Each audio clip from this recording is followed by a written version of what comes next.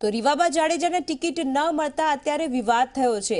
એનડબ્લ્યુપીના પ્રદેશ મહિલા પ્રમુખનું વિવાદાસ્પદ નિવેદન બહાર આવ્યું છે। રીવાબાને ટિકિટ ન મળતા અહીંયા રોષ વ્યક્ત કરાયો છે।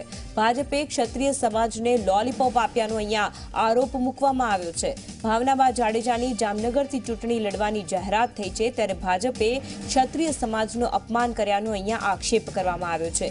રીવાબાએ ભાવનાબા જાડેજાના આરોપને ફગાવ્યા છે અને માત્ર પ્રધાનમંત્રીની પ્રેરણાથી જ ભાજપમાં જોડાયાની સ્પષ્ટતા કરી છે। ક્ષત્રિય સમાજને ગેરમાર્ગે ન દોરાવવા માટે રીવાબાની અપીલ છે।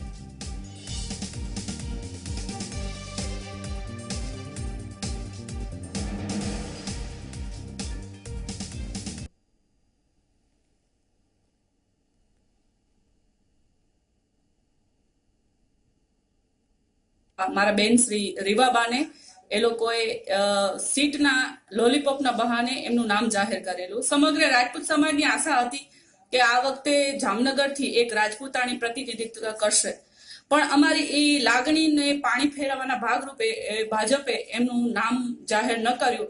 એટલે એક રાજપૂતાણી તરીકે હું પાર્ટીમાં જામનગરથી લડવાની ઈચ્છા વ્યક્ત કરું છું અને લડીશું અને ચોક્કસ જીતીશું।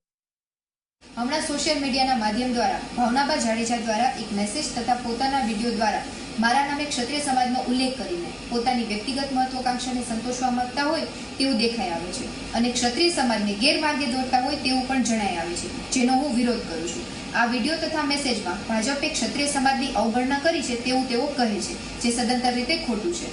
કેમ કે ભાજપે આપણા જ સમાજના ધારાસભ્ય એવા શ્રી હકુબા જાડેજાને મિનિસ્ટ્રીમાં સમાવીને આપણા સમાજની પૂરેપૂરી નોંધ લીધી છે।